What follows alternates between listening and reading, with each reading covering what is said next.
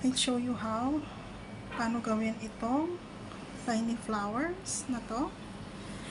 And ang kailangan lang natin is number 2 hook, scissors, color yellow na yarn, and dahil pinagko-combine ko ang mga kulay is ito is like purple na mag-uubi siya, yung kulay sa personal. So ayan, so sila yung magka-combine. Ayan, ito ang kulay na to, and ito, ayan, so darker to lighter. So ayan, so bago natin pakita kung paano ko ginawa to is ganito muna gawin natin. Lagay natin dyan, and then pulupot lang natin. Ito yung magiging stamen niya. There.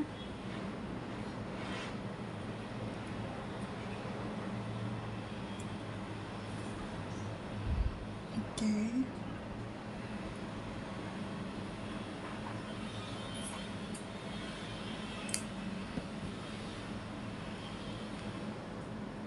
Ito yung hindi na sana ako gagamit ng glue pero parang mukhang kailangan ko ng glue kasi ipapakita ko lang, hindi ko siya i-form talaga dahil nga iniipon ko lang ang mga to. Yan ang hirap ilagay sa luggage pag pag na-form na lahat. So magiging ganyan siya. So ang kailangan nito is sandali lang. Nakaganyan dapat siya Ayan. Nakaganyan siya dapat para hindi siya mahulog. So kailangan dapat naka-glue yan. Dapat may glue. Hindi pwede talagang walang glue ito. Ayan. Ganyan siya. Ayan. So, dapat lahat pagsamasamahin para maging isang bungkos siya na flower. So, ayan. So, I'll show you how kung paano ginawa to. Ayan. Ganyan lang siya, guys. Ayan. Para magkumpul-kumpul sila. Sa Pilipinas ko na kasi lahat ito i-assemble Pero yan yung magiging outcome niya. Tiny flowers. Meron akong version nito na naka-yarn na yung kulay yellow. Ito naman yan. Ayan. Pero may trabaho to medyo mas mahirap siyang gawin. Kapag ganyan, pag i-yarn mo pa yung kulay yellow. Tapos, ang ending niyan, mas matrabaho naman to kung ganito ang gagawin. So, kailangan mong mag-fold. Ayan. Ipasok mo dyan sa gitna yung isa. Tapos yung isa naman is ganyan para maklip niya. Ayan. Pag ganyan. So, tapos kailangan mo siyang i-clip ng maayos. Ayan. So, ito naman mas matrabaho.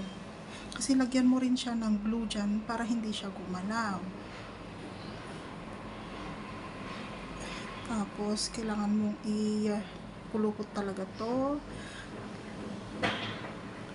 Tapos, lagyan mo ng glue para hindi siya gagalaw. Saka mo siya lalagyan ng flower tape.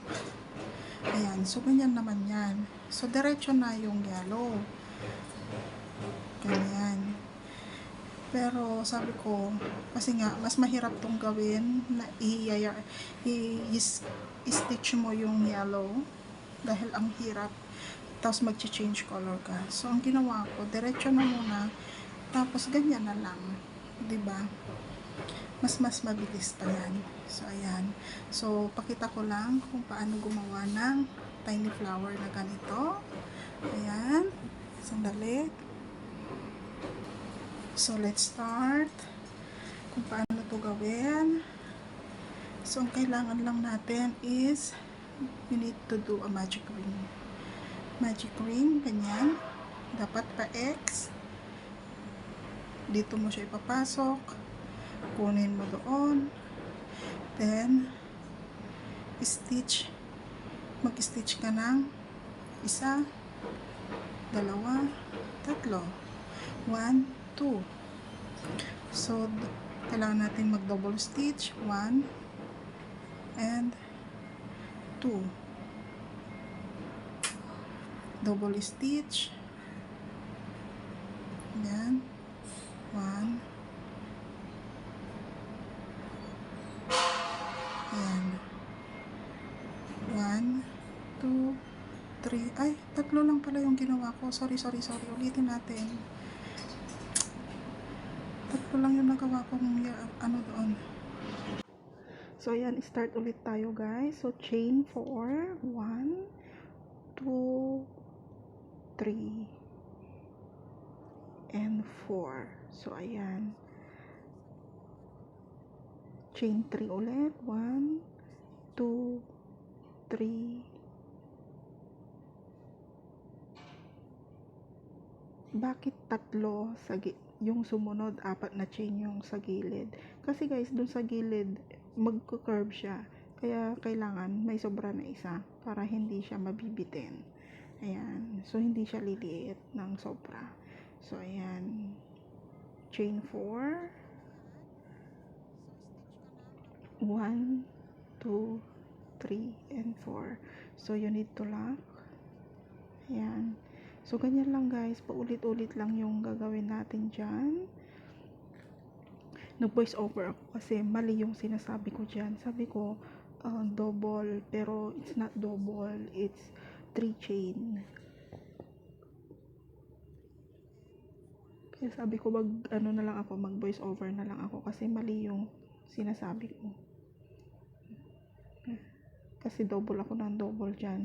Pero, chain 3 yan.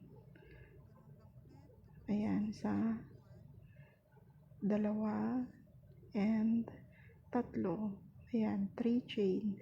Tapos, double ako ng double. O, diba? Mali. So, nag-voice over na lang ako. So, ayan, chain 4. Then, you need to lock. So, ganyan lang paulit-ulit hanggang matapos yung 5 petals ng ating tiny flowers. So, ayan. So, chain 4 again.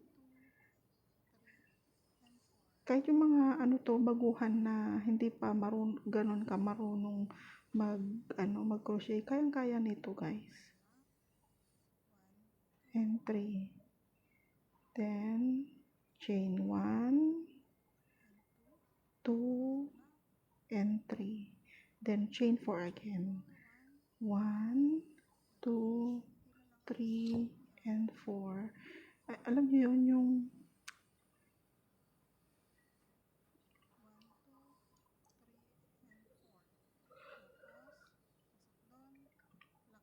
inaanto akong mag-voice over, guys.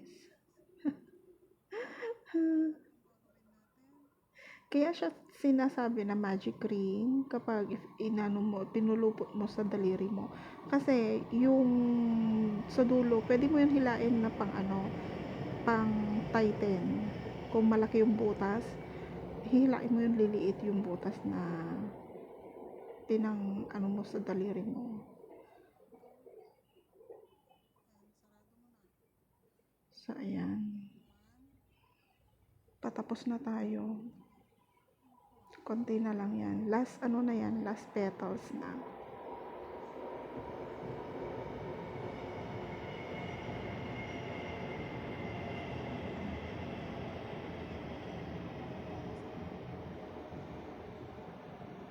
Yan, isang petals na lang. Chain 4. Then, roll 2. Chain 3. 1, 2, and 3. Roll 2, 1, chain 1, chain 2, and chain 3. So, ayan. Now, chain 4 again. Then, lock. So, yan na yung sinasabi ko na hihilain. Kaya dapat hindi yan mawala. Yan yung pinangpulupot mo kanina sa daliri. Dapat hindi yun mawawala. Kasi, yan yung hihilain mo para lumiit yung ang butas. So, ayan. So, ganyan lang guys. Yung paggawa ng tiny flowers.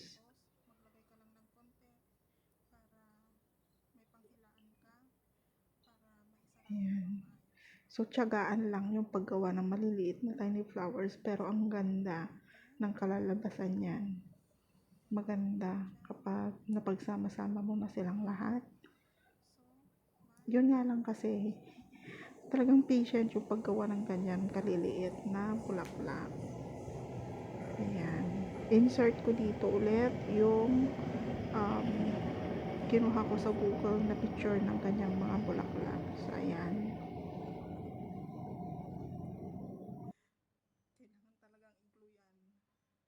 Ayan. So, ganyan siya. Ito naman yung naka-stitch yung kanyang yellow. Pero mas bet ko kasi itong ganito kaysa ito. Dahil mas mahirap to. So, ayan. Mas madali itong gawin. So, ayan. Yung ating tiny flowers. Pero ang tawag ng iba dito is wild tiny flowers. Ayan.